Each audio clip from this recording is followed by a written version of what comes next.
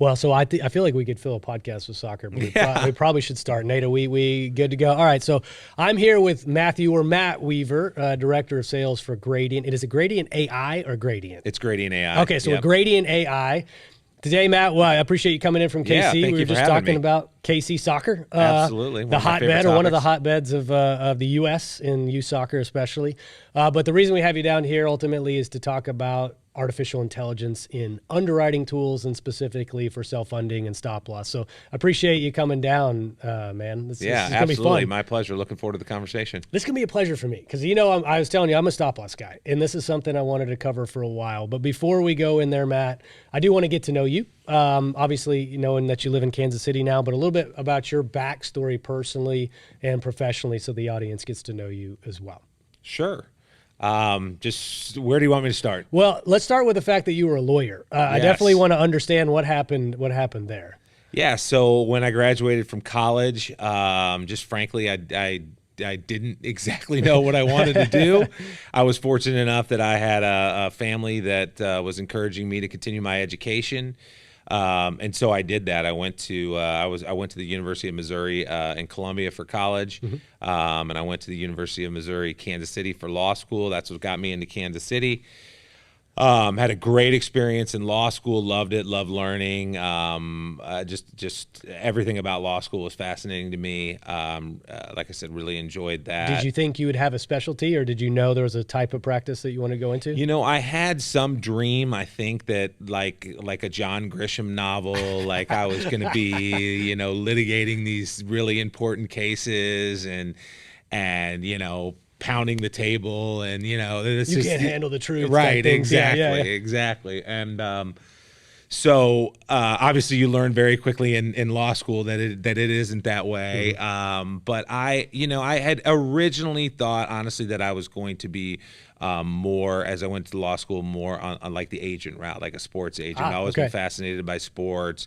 Was in communications and journalism in college, and thought that my ultimately I always dreamed that I'd be the play-by-play voice for the St. Louis Cardinals. Turns out that's a hard job to get. That's what's his name? Joel Goldberg, right? Yes. Yeah. Well, that's in Kansas City. But he used to do the St. Louis? He did do. I think he did more of the like the guy in the stands. Yeah. Okay. The on-field reporter guy. Exactly. Yeah. Exactly. But went to law school. Was fortunate enough to do very well in law school. Very well might be a slight exaggeration, but it did. You made it through. Yes, I made it through. Yeah.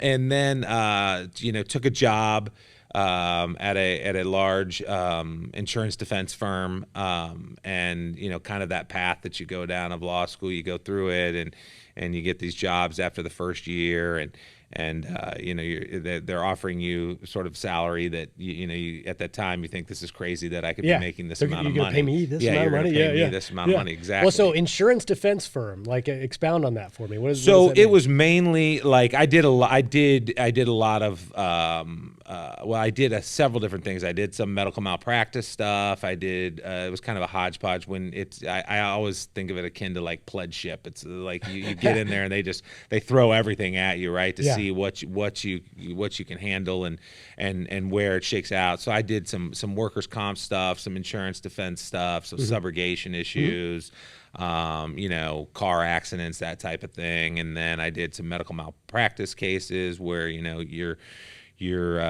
ultimately defending the insurance company, and that's in that situation. So it was a hodgepodge of different things, and I did it for about 2 years. And there were some aspects of it that I loved, but there was a lot of it that I didn't love. Well, so I started my career not on the legal side, but in Liberty Mutual as a case manager for auto, like national market auto trucking claims. So I was talking to guys like you often, exactly right? And then I discovered pretty quickly, hey, this is a good job, but it's not necessarily the path that I want to go down for the rest of my career. But it was my accidental entrance into the insurance industry. So it sounds like you had a pretty similar accidental step. So what was your impression of insurance at that time, coming cold out of college and coming from law school?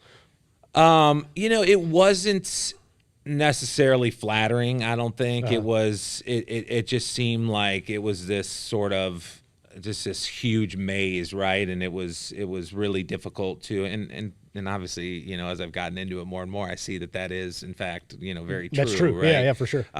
So it was a lot of, I mean, ultimately, you know, we were obviously trying to do the right thing by our clients, and but you just see, you know, you really start to learn the inner workings of how the games are played and how things are delayed and stall tactics and things along those lines, and how you know, somebody ultimately that simply was injured, how long it can take them to get, you know, proper, you know, recovery for what. Well, that was the wildest thing. Well, two things that were eye-opening for me. One is exactly what you're talking about, the length of time it would take for a serious injury to ultimately get resolved, and then the future projections of what that impact would look like on the person.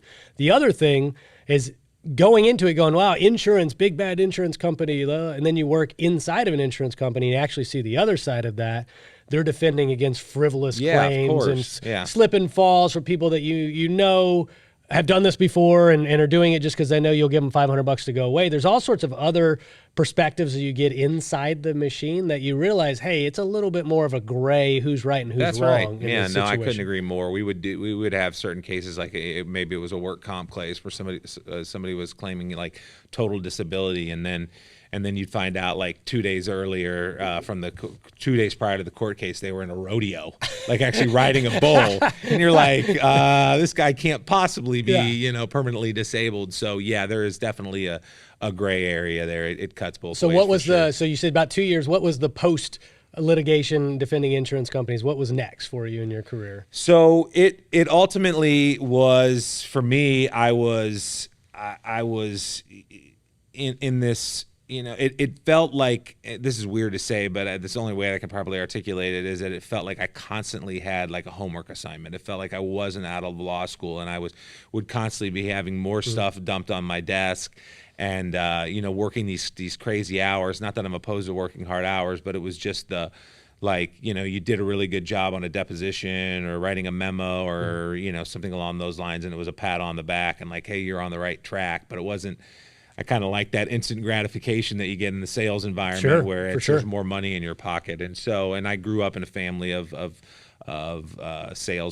salespeople. My dad owned his own company, and it was for all intents and purposes a traveling salesman, and created a great business for himself. And so I came by that sort of naturally, and I just thought, I was trying a case one time, or I say trying a case, I was part of the team that was trying the case, and the guy on the other side of the plaintiff's attorney said, hey, you know, you're pretty good at this, but I can tell that you don't really love it. Like, have you ever thought about getting into something else? And I said, you know, he just caught me at the right time. Right timing. Sometimes timing is, yeah, for sure. And so he said, my father owns a employee benefits consulting firm, and it's a very small shop, but like 5 of the 6, or you know, 3 of the 6 guys that they have that are sales guys that are consultants, producers at the shop, are former attorneys, and they do a lot of compliance work for their clients and stuff like that. And there's this huge, you know, he kind of was selling me on this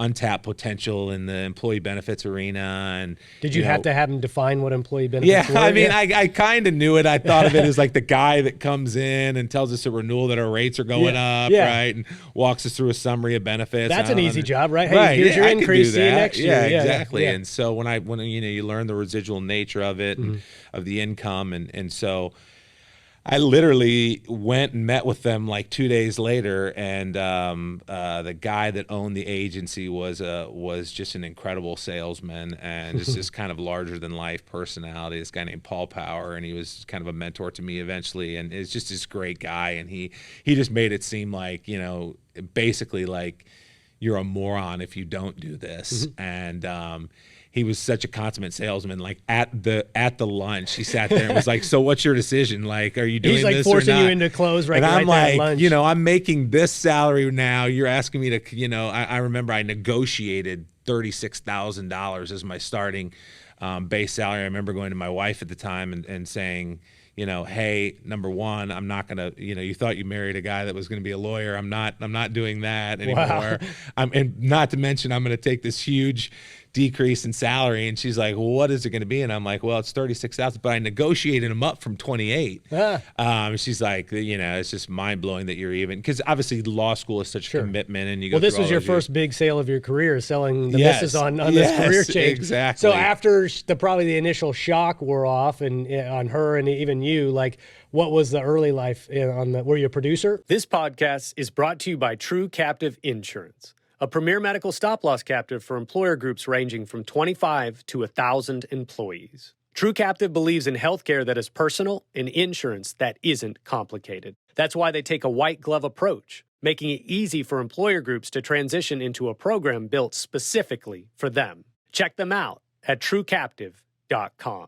I immediately day one started as a producer, didn't know anything about benefits other than, this. I mean, I didn't even know the terminology, the deductibles and out-of-pocket maximums and coinsurance, all those things, not to mention where, but those were the days of, it was all about sort of, gosh, I'm dating myself here. I sound like an old man. Like, those were the days, but it was literally like, you're getting your RFP, right? And all the things that we talk about now that are terrible that producers do, but that's was the way it was then. It was, you're establishing the relationships, and then with the people that own the businesses, and then you're literally, it was almost like stock car racing in the sense that everybody's getting the same product. It's a matter of, can you articulate it differently? Can you create a deeper relationship? There was none of the real, alternate funding tools and things like that. It was, fully insured with Blue Cross or fully insured with UHC. Mm-hmm. Give me your census. I'll go market it. We'll app you, and we'll go out, right? And that's when I first started off and doing more of the.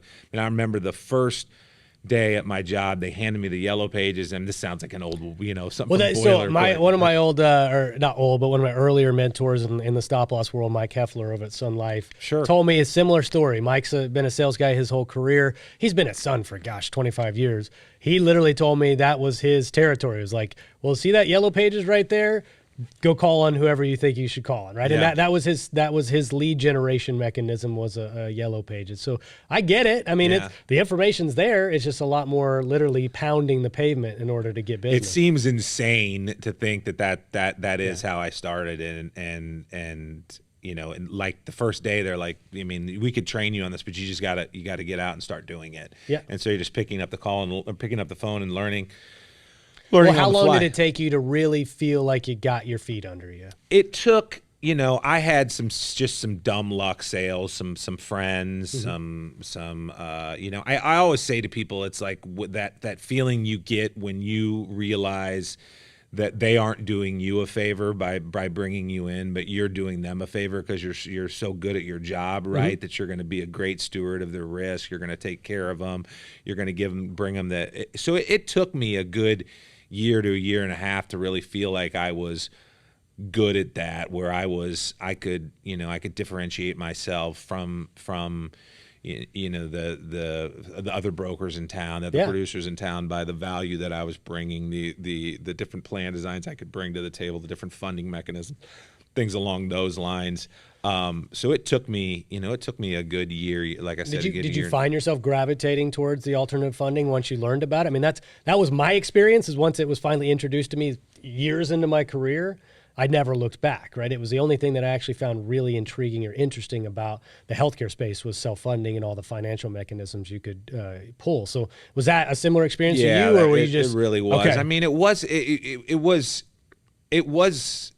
it started off for me not a lot just about the insurance itself, but a lot of the other value adds that we could bring to the table from a compliance standpoint, from we would do, I would use my legal background to come in and do like reviewing handbooks and things like that. You're really trying to differentiate yourself from, all the other guys that are out there just quoting your business, right? And saying, hey, I can get you 5% savings on this or whatever, or we're the largest shop in town because of our block of business. We can, we get preferred rating and whatever. And it's like, okay, whatever.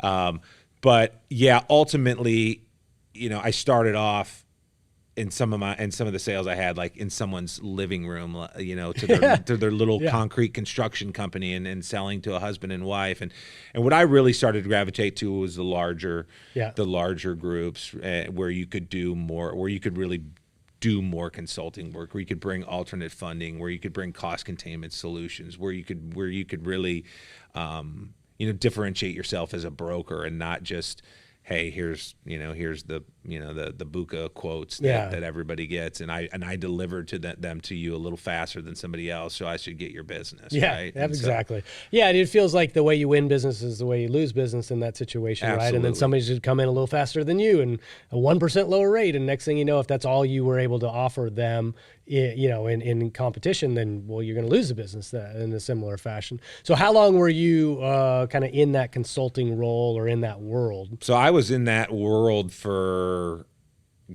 probably 15 years. Okay. So it's at a couple different shops, through,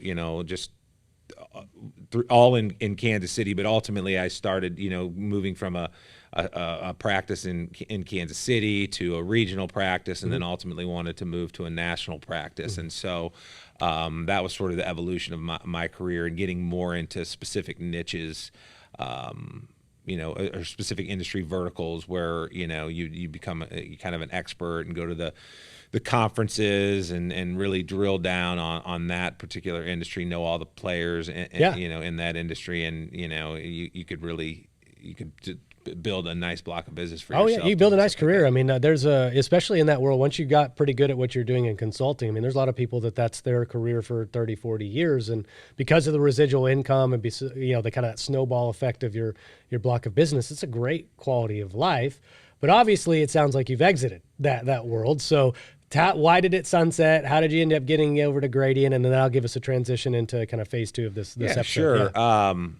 Ultimately, I got into this crazy niche of PEOs, right? Professional Employment Organizations. So I had a practice group at one of my brokerage houses that I worked at, where we would build master health plans for PEOs. So not the master health plan that the PEO would sell to all the worksite or the client-based companies and the worksite employees. And so, then we would help make that plan sustainable, right? And make sure that the underwriting was done properly and the groups were bucketed where they needed to be. And really, you get into the PEO world, and I became sort of infatuated with, the value prop of PEO and what they brought to the table. I from being from the broker side, right, you'd always been like, PEOs are terrible and they're competition, and it took me a while to realize, like, this is such a great thing, that the service that they're doing for small employers, but being able to work with a large PEO, right, you'd get a piece of that business, and it might be,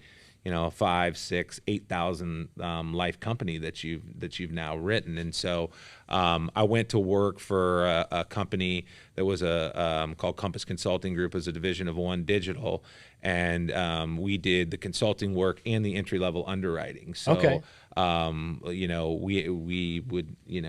had underwriters that when a Paychex or a ADP or not that those were all of the clients, but just giving examples of those type of clients, very large PEOs, when they would have a new piece of business, we would be in charge of the underwriting for that. Okay. So is that a piece of business you want, or you don't want? And if you do want it, where do you want to slot it at? And so,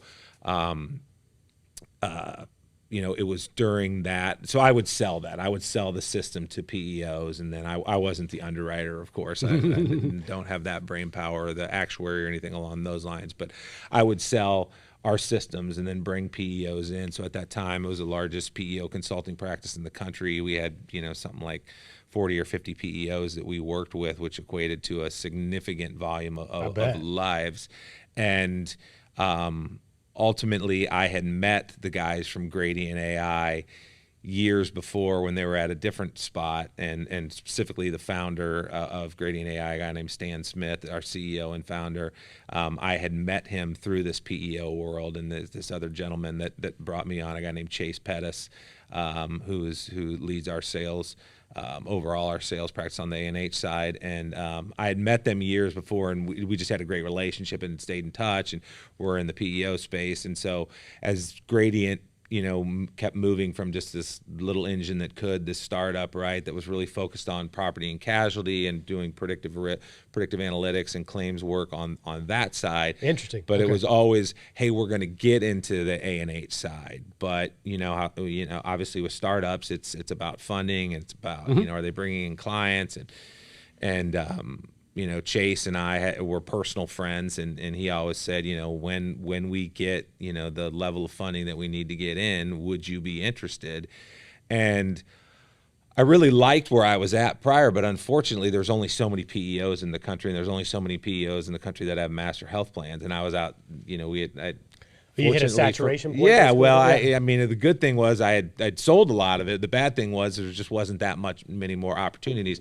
And within this particular company, there just wasn't an ability to sort of pivot, right? And maybe into association plans or MEWAs or VIBAs or other pooled risk programs, things like that. It was really just this focus on PEO. So I kind of a little bit saw the writing on the wall, and they're still in business and doing a great job today. But from a sales standpoint, they just, there just wasn't that much opportunity. And that was when Gradient finally came to me and said, hey, are you ready to make this jump? And, coincidentally, I had been sort of selling Gradient's product to my PEO clients, so I had the expertise of what you already knew how to sell it. I already knew how to sell it, That's right? And I knew the value prop that it brought to that particular industry. But at this, so it was in May of 2020, I guess. Is that right? 2021. That I made the move to Gradient AI, and that was really in its infancy of what we were doing on the accident and health side. It'd been well established on the property and casualty side, but we had just a small handful of clients at that point. We had just a really skeleton crew of workers. We had one other sales guy beside myself, and so it's pretty crazy to think in that time. And just well, I've heard a lot of buzz about Gradient, and that's and even this space, right? And I want to maybe take a second for us to define what it is and what it does here in just a moment. But I've been hearing a lot of buzz, and granted, I have a biased, look at this industry because most of my network is in the self-funded space. So that makes sense for me to hear. But with Gradient, the proliferation of obviously Verikai and some other tools, I think Milliman has one. I want to know about artificial intelligence and underwriting. So could you define what Gradient is? Let's start there with this definition of what this tool does, and then let's let that sort of pepper the conversation from here. So ultimately, what Gradient AI is really about automation, right? And it's about using artificial intelligence and machine learning to more accurately and efficiently predict risk. Okay. Specifically in areas where there may be holes in the information that you're given about a particular entity and the risk that you might be taking on. And we can get into what that means in a little more detail, but in every situation that I'm in when I'm talking to, whether it's, and I run our stop loss vertical from a sales standpoint, so I'm very intimately involved in the stop loss world as well. And every stop loss, whether it's a carrier, whether it's an MGU, whether it's a reinsurance carrier working on a quota share basis, anybody that's in and around the stop loss space is trying to more accurately predict risk, right? And obviously we're in this world now where there is a tremendous amount of proliferation from self-funded or from fully insured into self-funding, right? And that's I don't need to tell you that's just a huge move and a huge sort of revolution in insurance today, right? And to health insurance today. And so when that happens, there is a lack of data, a lack of a clear picture. And there's never a perfect picture, right? And we always say that at Gradient AI. We are not a crystal ball. We are not a full replacement for underwriters. We're not supposed to, it's not we're not the single source of truth as it comes to predicting You don't have this risk. little black box that sees the future, right? Yeah. Close, but yeah. not all the way there yet. And so it really is the idea of advanced decision support, along with the expertise of the people that already have their butts in the seats at these particular entities. And so take that example of a fully insured group that's moving to self-funded. Maybe it's a it's a 125 life group, and they've got very limited claims data, and they fill out a GHQ, right, or a disclosure, like a gatekeeper form, a disclosure form, and they check no on every box, and they hand their renewal over, and there's just this very limited claims data, right, and the stop loss carrier or the MGU gets this dropped in their lap, and they really, they're spending a tremendous amount of man hours. I guess I shouldn't say man hours, just man, woman hours, team power, person hours on this group, right? To say, first of all, is this just a red light? Like, should we just stop and move on? It's not a fit. Stay fully insured. Stay with your BUCA carrier, and and you're in a good spot there, right? Or is it yellow? There's some risk there, but we've got an idea of what we can do from a cost containment standpoint from this, or maybe there's maybe it's a candidate for RBP, or maybe it's a candidate for a captive, or whatever the continuum of risk might be. There's your flavor, what it might be for that. Maybe it's a level funded case, right? Or maybe it's just a true spec and ag, and it's a green light, and this is a case that a stop loss carrier may not know they want to write, but when they run it through our artificial intelligence, predictive analytics, and when they run it through our data aggregator ecosystem, we are in a matter of minutes providing them with this color, right? These missing puzzle pieces of what's going on, and they can take that data along with the data that they have and say, okay, yes, this is a piece of business that we do in fact want to go after, because Gradient, using their about 320 million U.S. belly buttons that we use. We don't profile our data. We're actually using real U.S. belly buttons when we run a census through. And we'll go back and talk about that. I'm getting ahead of myself here, but that it is providing them with that comfort level of, can we adjust our manual? Do we know what the high cost claims are going to be for this particular group? Are there shock claims that are coming along in the next 12 months? And they can then decide, this is a piece of business that we do in fact want to write, or yes, we do want to write it, but we want to write it at this price point. Well, that was always a challenge, because I was at Sun Life, let's see, 2014 to 17 or something like that. And before these were commonplace. And we had a floor, I think at that time, it was 200 lives or above. If it was a fully insured takeover, we would look at it. But anything below that 200 life threshold, hey, we don't want to touch it unless there's a really strong argument and you can state the case for us to look at it.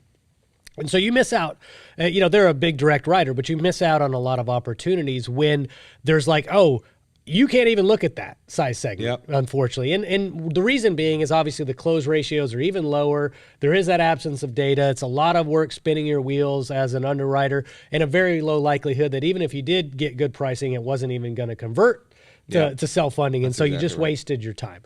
But that is also because you just couldn't get an accurate picture of the risk profile from a broker's perspective as a consultant to steer them that direction, and the stop loss carriers to assume that risk. So looking at something like this is really intriguing, because it solves for that size segment that there's so much opportunity that if you could just get them converted to self-funded, then you can obviously see fully what that risk profile looks like, but they get to enjoy the same controls and stop gaps and things like that these large employers are realizing.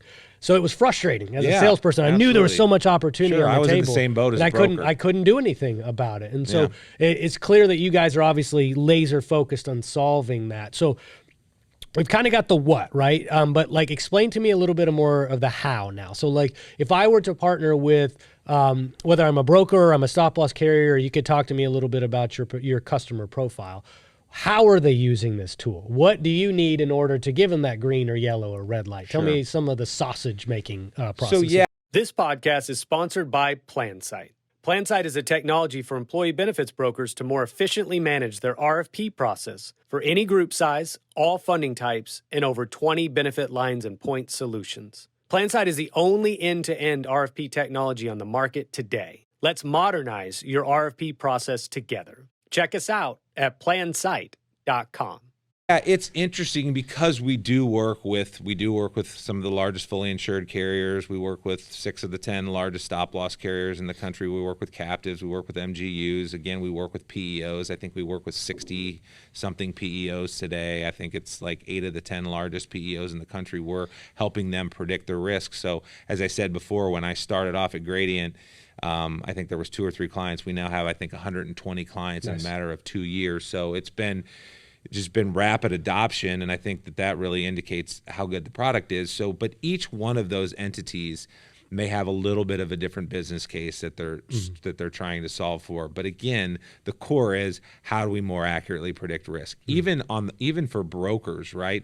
They're trying to articulate to their clients, should you move I mean, it's easy to say, hey, everybody should move to self-funding, but that isn't the case. That's not the reality. And anybody that's going out saying that is just trying to make a sale, right? It's misleading. There are certain groups that need to stay in a true fully insured environment, but you may not know that. And so what we do, we have several different products, but our flagship product is what we call SAIL.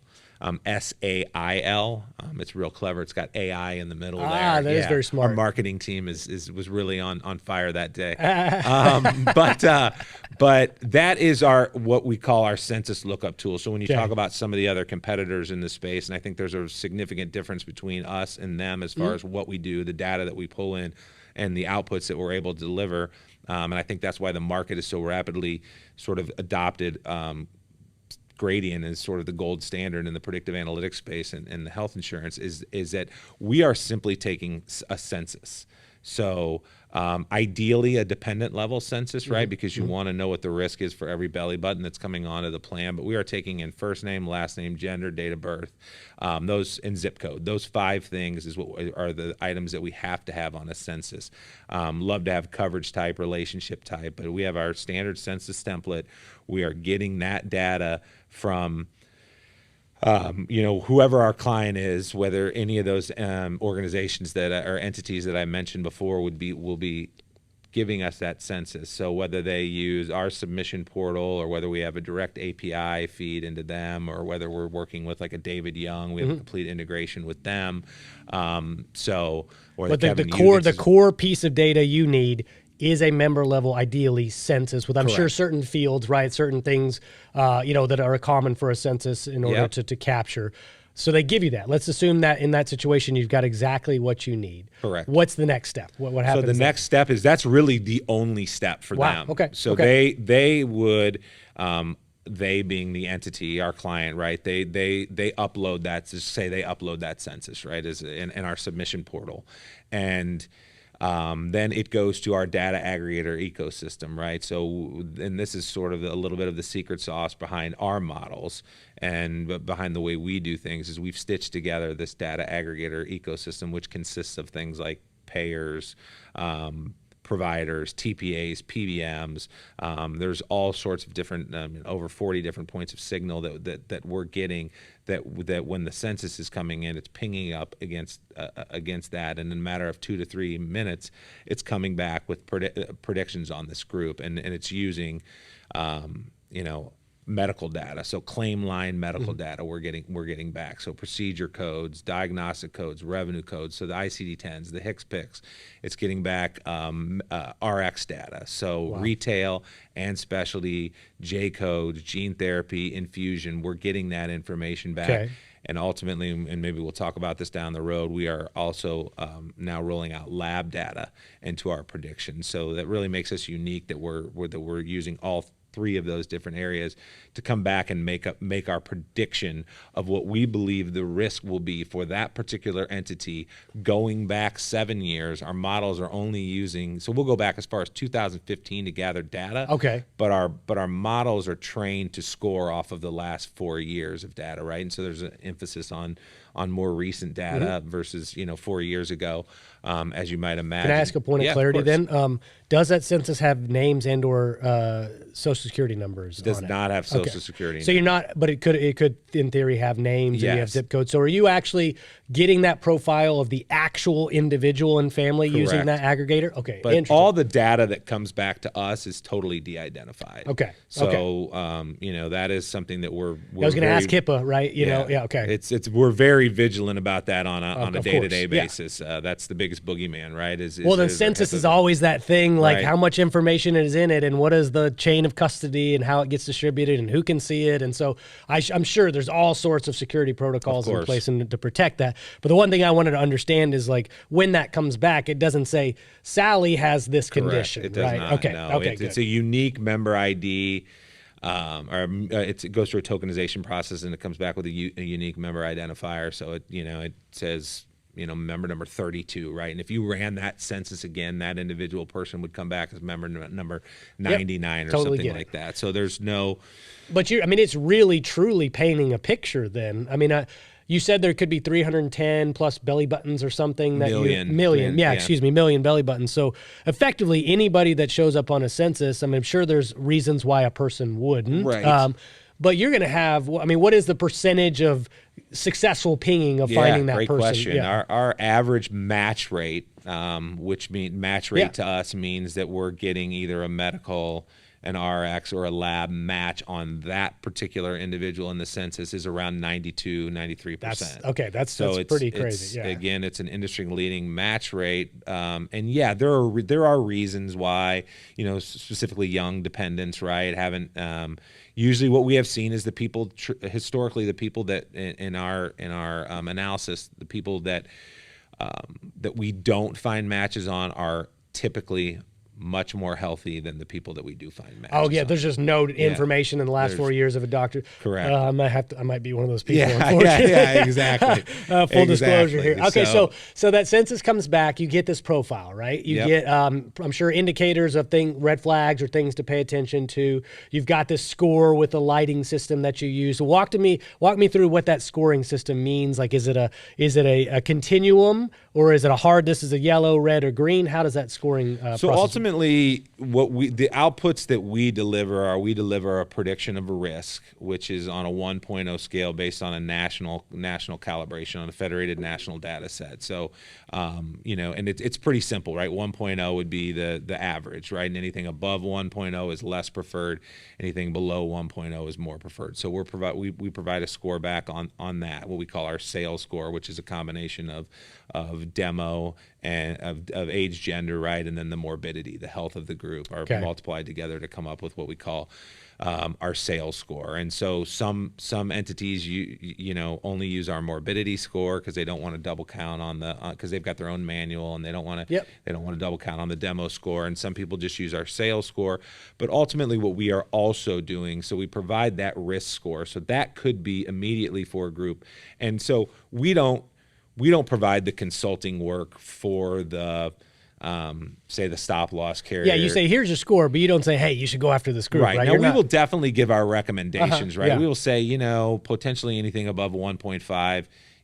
Might be less preferred risk, and and every carrier, right, has a different risk tolerance, and then there's different conditions that mean different things to them, and there are conditions that pop up where they may have centers of excellence for, or they may have a drug that pops up where they've got a cost containment solution for that. So, it really is down to that individual entity where, when they get the score, what they do with it. But ultimately, we are also providing, so we're not just black box, right? We're not just providing just a risk score. Take that risk score, go forth and be merry. We're saying, okay, here's the risk score, but we are also going to tell you what the top conditions are, the top ICD-10s. Okay.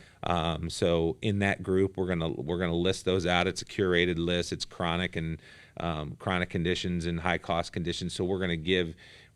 Our model is scoring every condition, but we're only reporting back the top conditions, right? Otherwise, the outputs would be too laborious to get through. But so we will provide the top conditions and the top drugs within the group. So you can say, hey, you've got 5 Humaras in here, you've got, you name the drugs, right? Then, and we'll rank those from a spend standpoint. So a tier 1 is a drug that will be, we're going to be your J codes, right? They're going to be drugs that are more than $150,000 in spend. Obviously, those pop off the screen immediately to an underwriter when they see those. So we're providing the risk score, the top conditions, the top drug spend. We're also providing a cost. So we're providing what we believe the cost will be for this group over the next 12 months. So we will say, and there's some caveats that go along with the cost. It's got to be adjusted for trend and maybe for particular network and for particular plan design. But ultimately, we, from a directional standpoint, we will come back and say, hey, the spend for this 120 life group, we believe for the next 12 months will be $1.2 million. Okay. And so, and then we will provide a high cost claimant report too. So we will say, well, in that cost, we will also provide specific thresholds. So we'll say, here's how many members are going to be above $10,000. I was literally just going to ask you that. Is like, does it evaluate if the user, let's say I'm a stop loss MGU and I'm entering in the requested spec levels. Yep. Does it account for at certain spec levels a factor of, hey, at this spec level expect 1.2 claimants, things like that? Does it take in that information into account? It didn't before. Okay. Breaking news. Oh, you heard it first on Self-Under with Spencer. Yeah, exactly.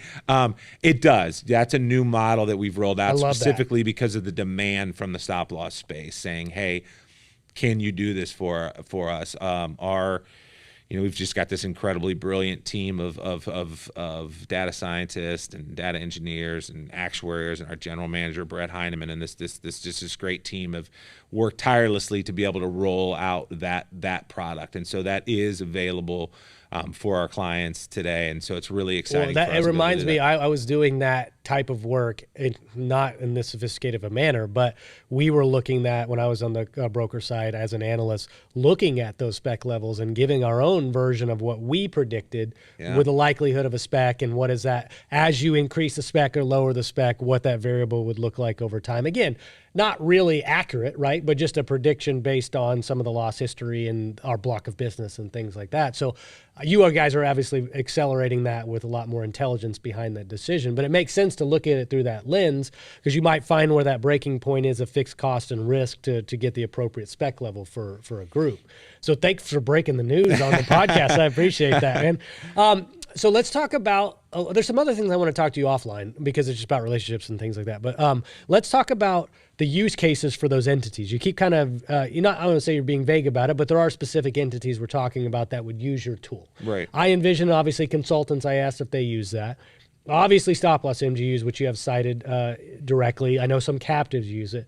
What other entities, or what are those core users of the platform that would benefit from a gradient? So ultimately, I believe it's anybody that is either taking risk themselves, or their clients are essentially taking risk. So we are working with even the traditional carriers on their alternate funded products, right? The fully insured, or the level funded equivalents that now all of the carriers have out there, right? And they're trying to, they're outside of the modified community rating world, and so they can underwrite, and they're trying to assess are these groups that we want to take on. Again, not to be redundant, but it's they've got this limited bit of information that they have, and they want to see if there's this a piece of business that we can take off. But totally. But what we've seen is that there's been it started off, the evolution has been pretty crazy, because it started off and we were kind of pigeonholed as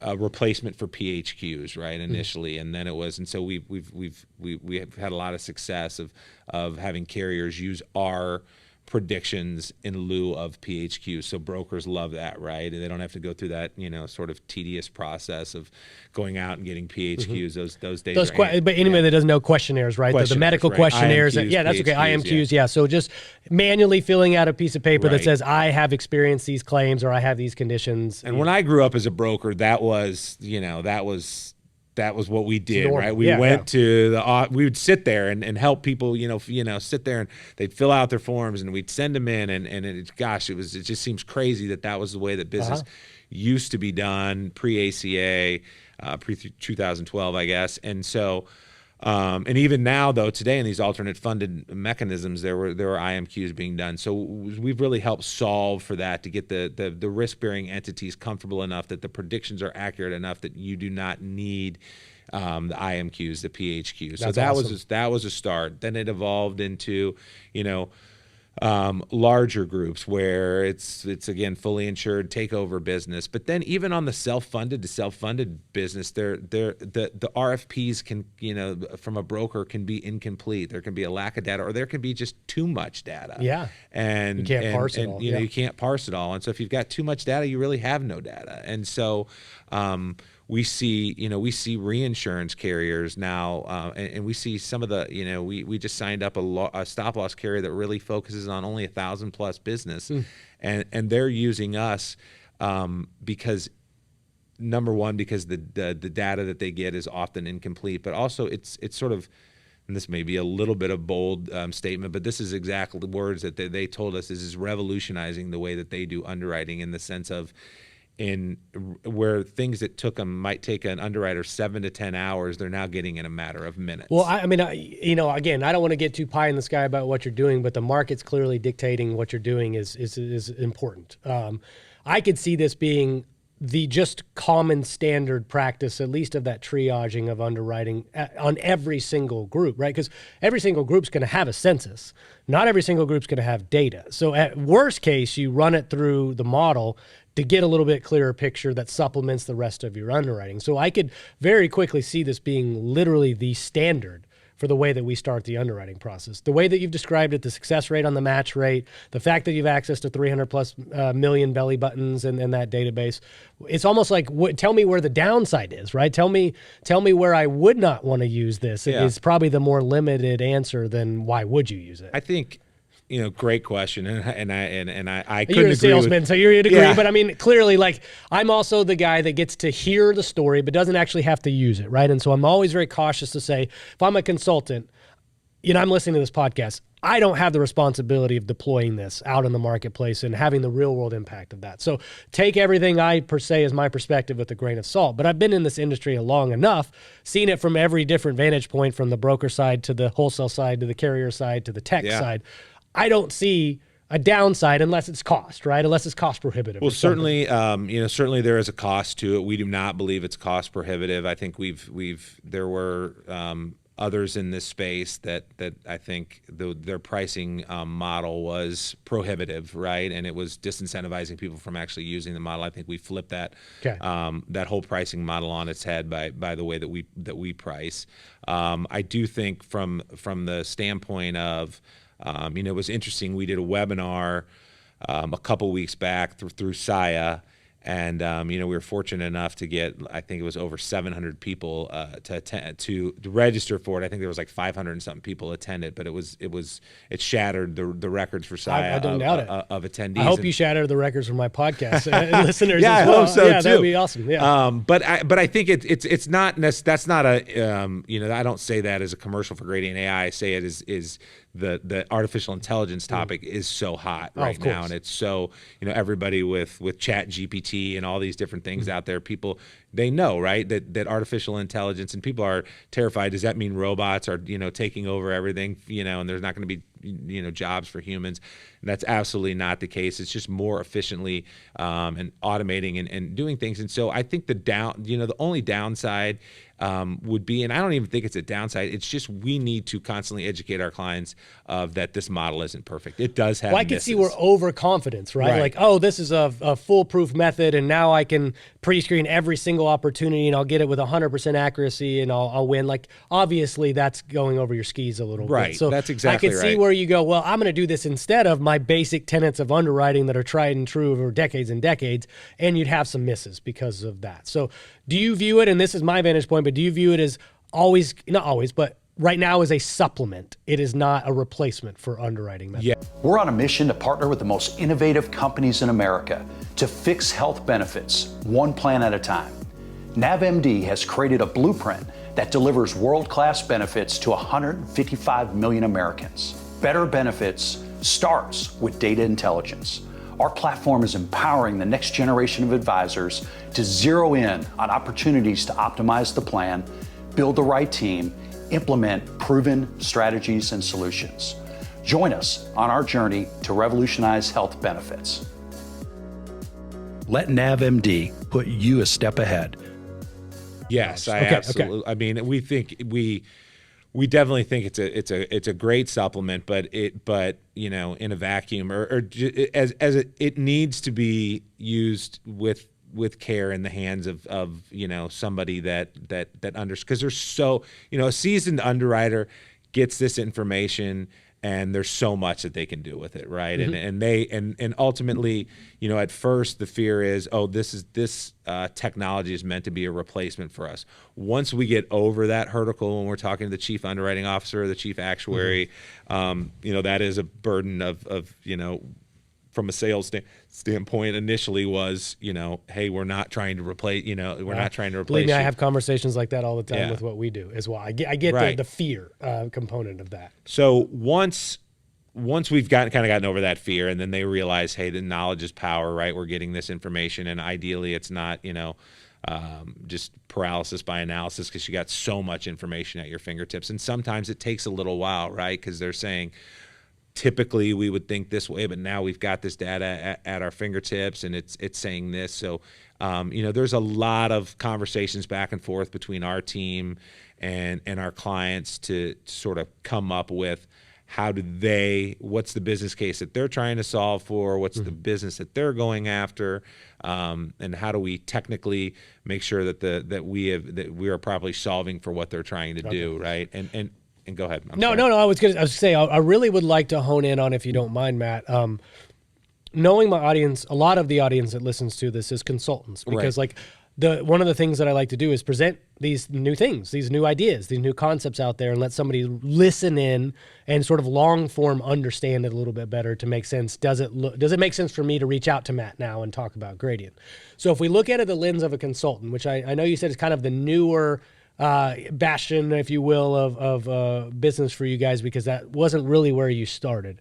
If I am a consultant, what is the use case for me? How would I interface with the system? How would I deploy that on behalf of an employer? Why would I want to use this? Kind of talk to me from that particular lens, if you don't mind. Sure. So I think there are several different, use cases.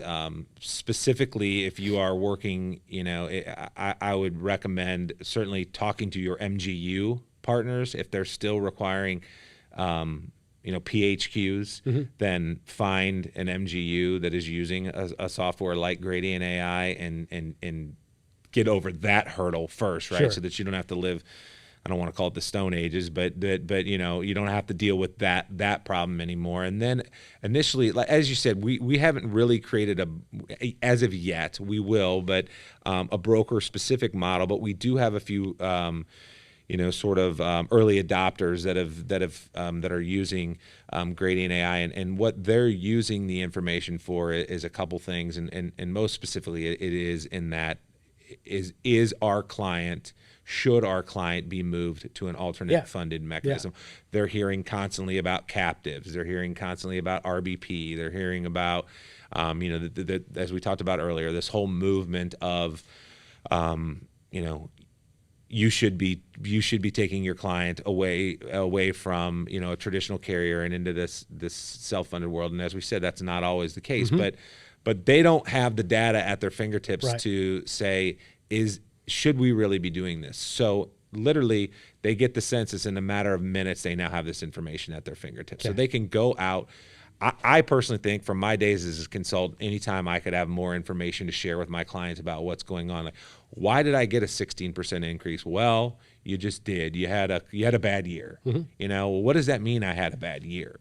And it's very difficult to articulate that when you don't have any claims data to share with them, and you're just telling them, we've been given a little bit of info, but basically you're getting a 16%, and I think I can negotiate this down to a 12%, maybe 11%, and you're good. Let's move on down the road. And the end employer is just left shaking their head, right? Their CFOs like this. We don't do this in any other nature of our business. Yeah. We just told that we're getting a 12% increase, and we're not getting any data. This allows you to have that data. So, you get the report back and you see, okay, the projections of claims for you over the next 12 months is actually higher than what your premium would be at renewal. Yeah. You've got these conditions going, again, de-identified, but you've got these conditions going on within your group. You've got you've got X amount of conditions that would fall above this spec level. So if you do go self-funded, let's think about what spec level you're gonna what you're gonna set that at. And obviously, a consultant that knows what they're doing, that information is incredibly powerful for them to have at their fingertips, to be able to tell the story, not only to the client about where they should go and what funding mechanism is appropriate for them, but also beat the drum for them to the stop loss world, to the carrier world, about this is what's going on within in this group. And again, you're telling the story to the market for your client to help get them the best Well, pricing. I can see as a consultant, I can see two applications that make a lot of sense. On the micro level, let's say I'm prospecting for a new piece of business and I want to present the notion of self-funding to an employer that hasn't gone down that path before. If I can get the census, which I presume even if I'm not the BOR, I could get the census, and therefore I could go say, hey, let me run it through our backroom underwriting tool that we pay for to give you a sense of whether or not it even makes sense on the surface for you to go self-funding. So I could come back and present the findings and say, hey, based on this profile that we've created for you, it actually looks like this is a good, here's like objective data that says it's a good opportunity to potentially pursue, rather than saying, like you said earlier, I'm a consultant that just says, hey, everybody should be self-funded, and here's why, and this is what you should do, and you should do it too. And that really doesn't have any substance behind the reasoning. So that's the micro level. The macro level is at these panels or center of excellence level, these internal GAs at the alphabet shops, where they're running $1 billion of stop loss a year out to market and getting that back. If I tell my clients, hey, I'm screening all of these opportunities before I even send it to the carriers, I know, roughly speaking, like what we would expect for your renewal or what these bids should probably look like. Now I have leverage to go negotiate with those carriers because I have personally paid for it and run it myself. I could see both of those applications making sense for consultants. No, that's very well said, and I couldn't agree with you more. I'll package that up as a commercial. Yeah, I appreciate you. There's a sales job for you if you need one at Gradient AI. A couple other things, like I really like the advanced features that we provide, right? The drugs and the conditions. A consultant that really knows what they're doing, if they've got that list, right, of top drugs within a particular group, there's lots of things that they can do with that, not only from a cost containment standpoint of looking at, various, RX containment vendors out there, but even getting with their TPA and their PBM and crafting the proper formulary for that group, right? And so there's a tremendous amount of power in that. And what we also see is, this is not as big of a use case, but we do see a ton of mergers and acquisitions activity with groups, right? It's a 100-life group, and they're going to acquire a 30-life group, and they have no idea. This 30-life group, this is what their rates are. They got a 15% increase next year. Pull them onto your plan. Well, do we want to pull them onto our plan? Does a carrier want us to pull us on our plan? It's a greater than 10% change, so that we're subject to potential re-underwriting. And instead, you run it through our sale model, and you find out there's a hemophiliac in this group, or whatever. There's a pancreatic cancer that's just been diagnosed, and obviously we're not saying you don't want to insure those people. You just again, knowledge is power. What do you do if you're thinking about moving to self-funded this year with this new acquisition? Probably not the best time. Let's keep this, in a fully insured environment, and we'll take a look at it 12 months from now. Well, that is also that's a really good thing to stress, is that you might come up with a result that says this group should not be self-funded and they should stay where they are, and they're probably underpriced based on their risk profile because they're pooled. stick to fully insured for now, right? And we'll look at it every year until maybe it does make sense. But that is always an appropriate outcome for that particular group if that is the case, right? And we get caught up sometimes in this industry where everybody wants to self-fund every group and do RBP and direct contracting and make this just very complicated, but probably a high probability of a good outcome plan design. That is not for everyone, and sometimes it is appropriate. And even in the next couple of weeks, I'm highlighting Take Command and ICRAs on the podcast, right? There is an argument sometimes for just being out of the risk business altogether as an employer, and that might also be okay if that's the decision you make.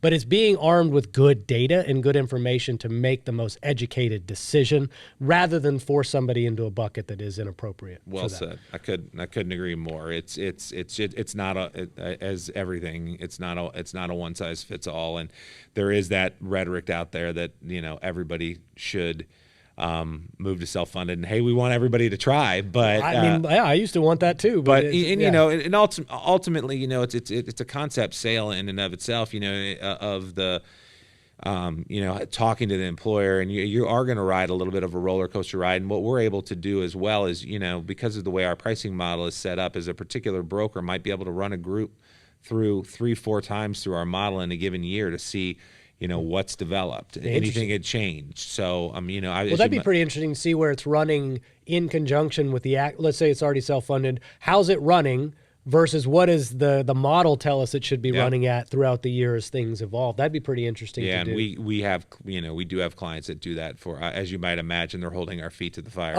on our predictions, right? And so again, as I said, we don't, not all of our, we are really, really good on the tails, on the groups that you want the groups that you want to run away from, and the ones that you want to go after. The messy middle, as we call it, is a little more messy, and so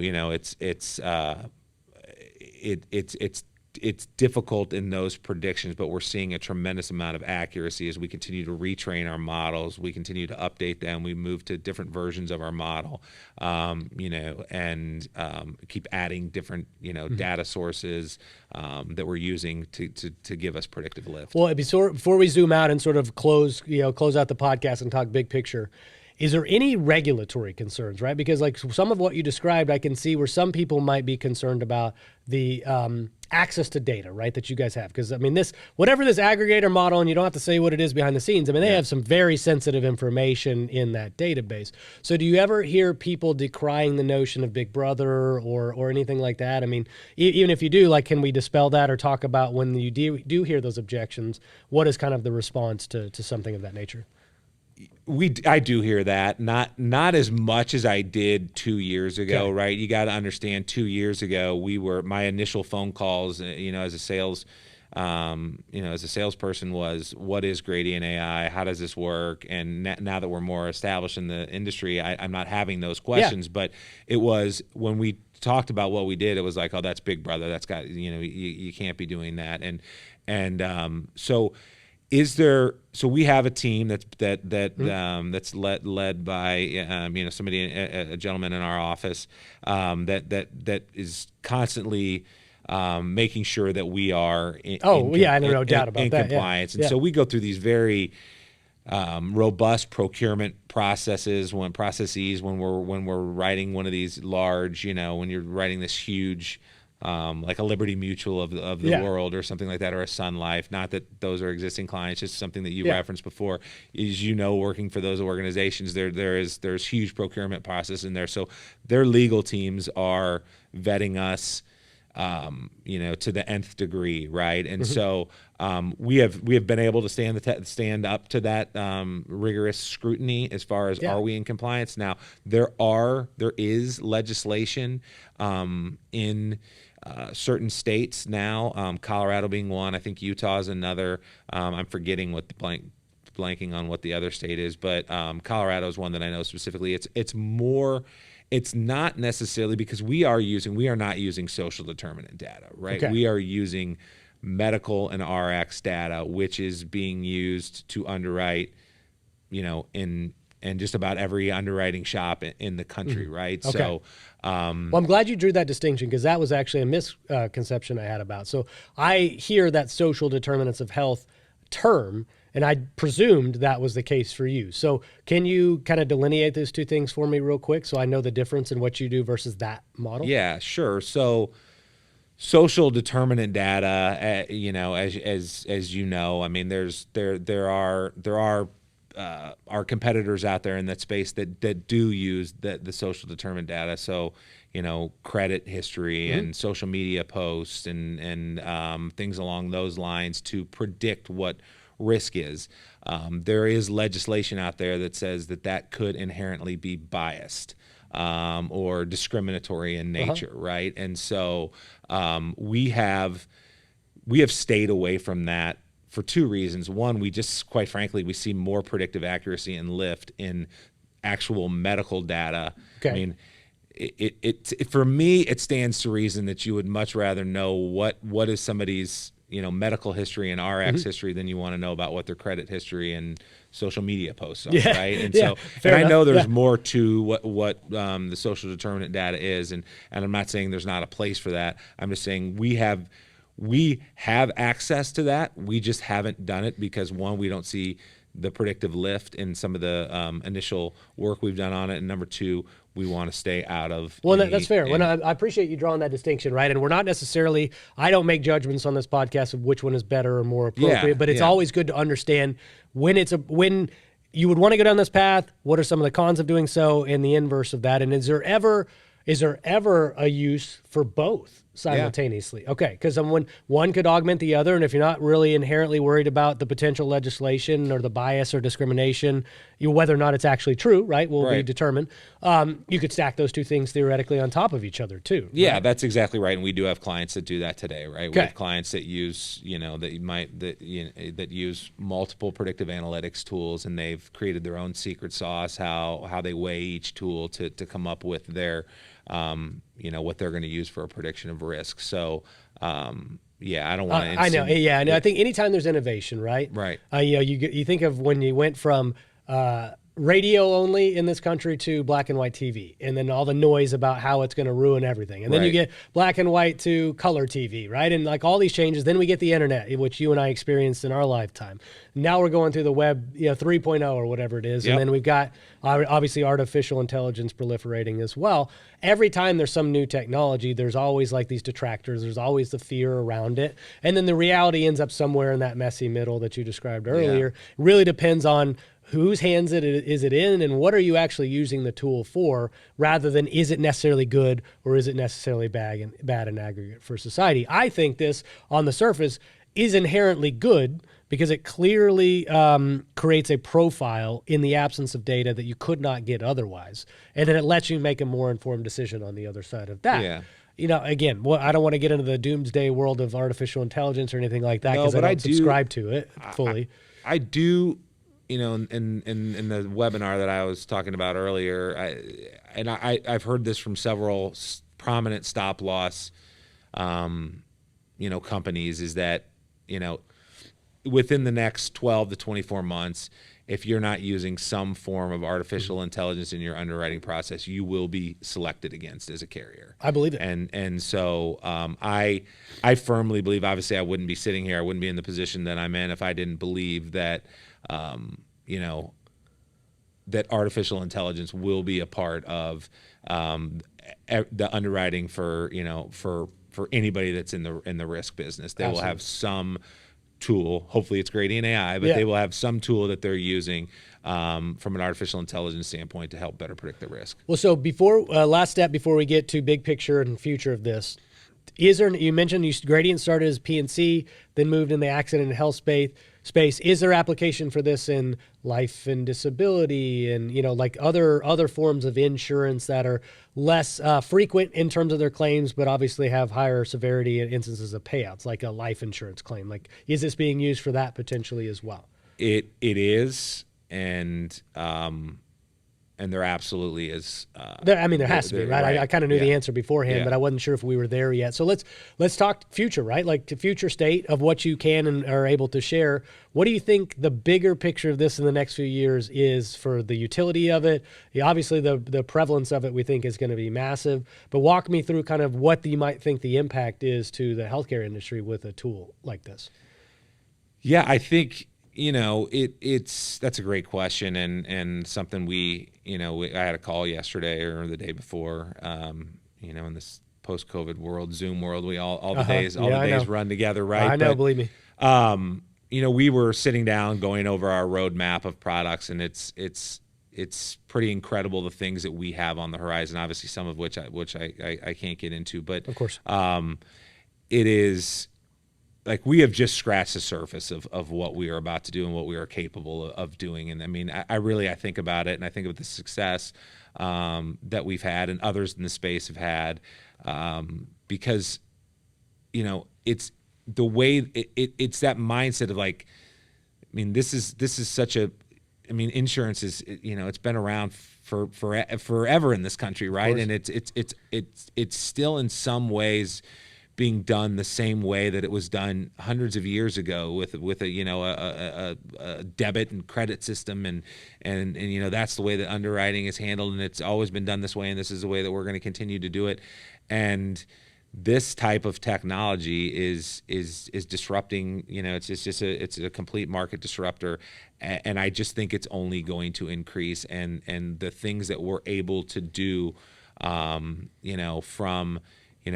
a disease state standpoint, right? Is this this person has these conditions?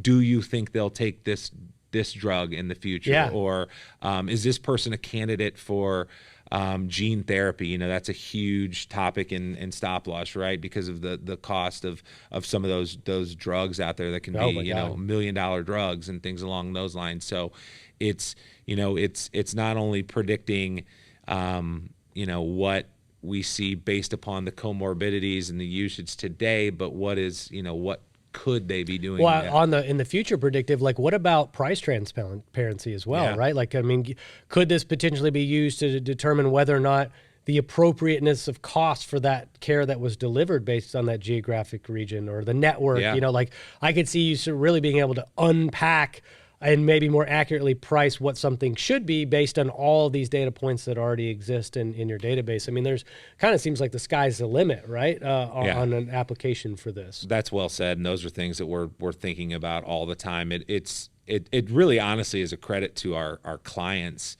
that we are, our clients push us every day, right? Like, have you thought about this? Could you do, can you do this? One of the things that we, lab data, for example, starting to use lab data. There's an incredible amount of predictive lift, as you might imagine, in lab data. What we're able to do with that, there's not as much of a match rate because there aren't as many people drawing labs as there are getting medical treatment or getting prescriptions, but just an incredible amount of predictive accuracy in there. We talked about the stop loss model. We do these. Can you tap into my Apple Watch data and see what my average heart rate is over the course of time? Is that possible? I mean, are we there yet? We are not there yet. I'm sure somebody's got to be there. Somebody's thought about it. But yeah, one of the areas that we're looking to get into, right, is everything that we've done thus far is about risk exposure, right? It's identifying, predicting, quantifying risk exposure on the front end.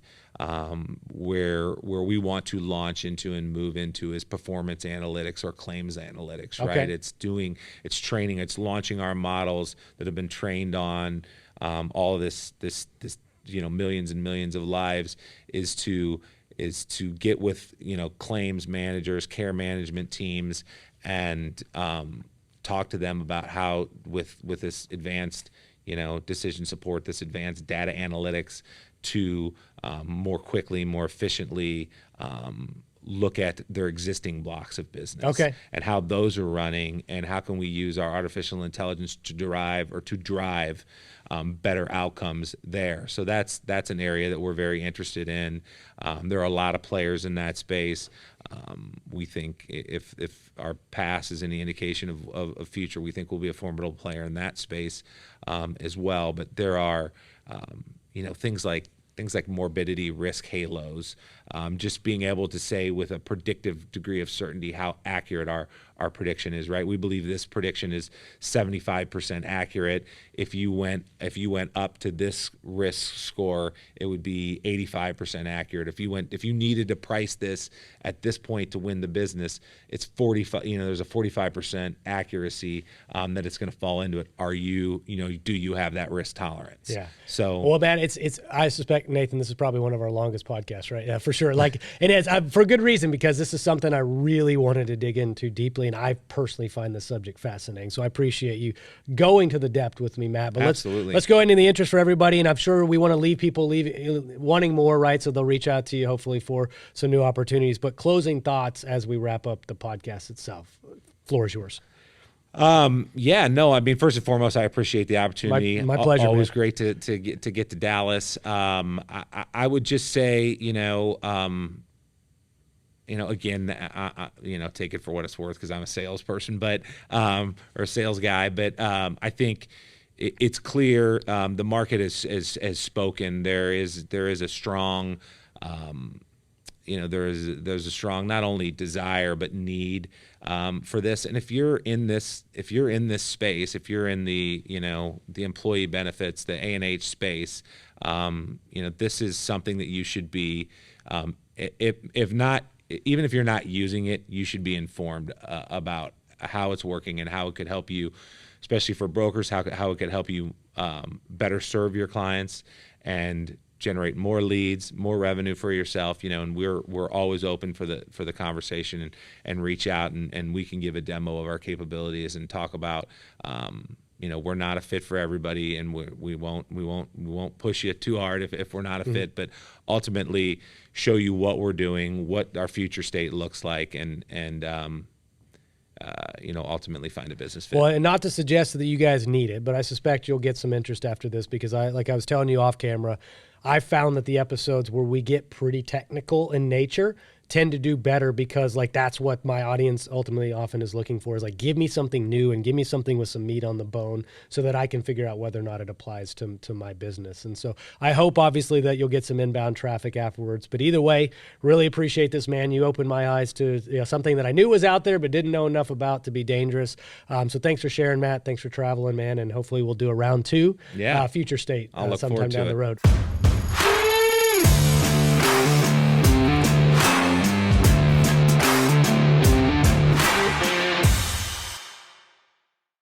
True Captive believes in healthcare that is personal and insurance that isn't complicated. Check them out at truecaptive.com.